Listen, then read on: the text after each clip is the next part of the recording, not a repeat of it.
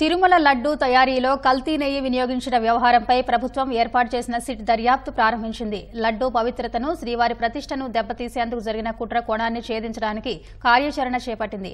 శనివారం తిరుమల చేరుకున్న ప్రత్యేక దర్యాప్తు బృందం 3 రోజుల పాటు తిరుపతిలో ఉంటూ అన్ని అంశాలపై లోతుగా దర్యాప్తు చేయనుంది. సిట్లోని 9 మంది సభ్యులు 3 బృందాలుగా ఏర్పడి విచారణ చేపట్టాలని నిర్ణయించారు.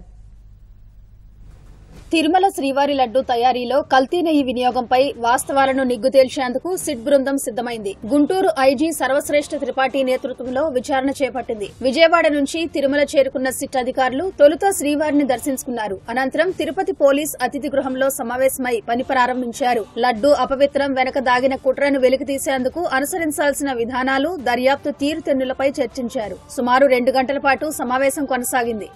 సిట్ అధిపతి సర్వశ్రేష్ఠ త్రిపాఠి పర్యవేక్షణలో 3 ఐపీఎస్ అధికారుల నేతృత్వంలో సిట్ సభ్యులు 3 బృందాలుగా ఏర్పడి లోతుగా దర్యాప్తు చేయనున్నాయి. విశాఖ డీఐజీ గోపినాథ్ జెట్టి, కడప ఎస్పీ హర్షవర్ధన్ రాజు, తిరుపతి ఏఎస్పీ వెంకట్రావులు 3 బృందాలకు నేతృత్వం వహించనున్నారు. ఓ బృందం తమిళనాడులోని దుండిగల్ వెళ్లి నెయ్యి సరఫరా చేసిన యార్ డైరీ ఫుడ్స్ ప్రైవేట్ లిమిటెడ్ సంస్థను విచారించనుంది. మరో బృందం తిరుమలలోని లడ్డూ పోటు, విక్రయ కేంద్రాలు, లడ్డూ తయారీకి వినియోగించే ముడి సరుకులను పరిశీలించడంతో పాటు లడ్డూ తయారీలో భాగమవుతున్న శ్రీ వైష్ణవులను విచారించనుంది. 3వ బృందం తిరుపతిలోని టీటీడీ పరిపాలనా భవనంలో నెయ్యి కొనుగోలు ఒప్పందాలను పరిశీలించనుంది. నెయ్యి సరఫరా కోసం టీటీడీ, యార్ డైరీ మధ్య జరిగిన ఒప్పందాలపై అధ్యయనం చేయడంతో పాటు వైసీపీ పాలనలో నెయ్యి కొనుగోలుకు టెండర్ల నిబంధనలలో మార్పులు చేయడానికి దారితీసిన పరిస్థితులపై దర్యాప్తు చేయనుంది.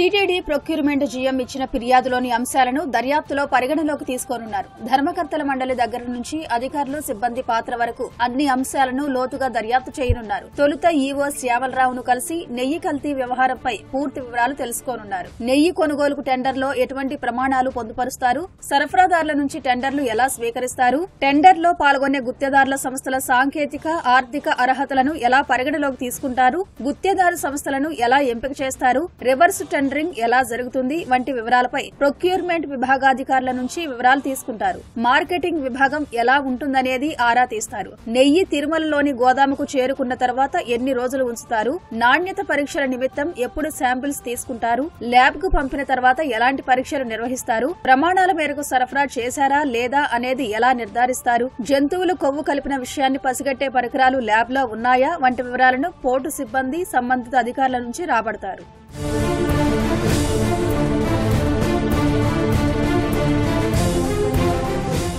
సిట్ బృందం 3 రోజుల పాటు తిరుపతిలో ఉండి విచారణ నిర్వహించనుంది. సిట్ కార్యకలాపాల కోసం టీటీడీ శ్వేత భవనంలో కార్యాలయం ఏర్పాటు చేసేందుకు ఉన్నతాధికారులు చర్యలు చేపట్టారు.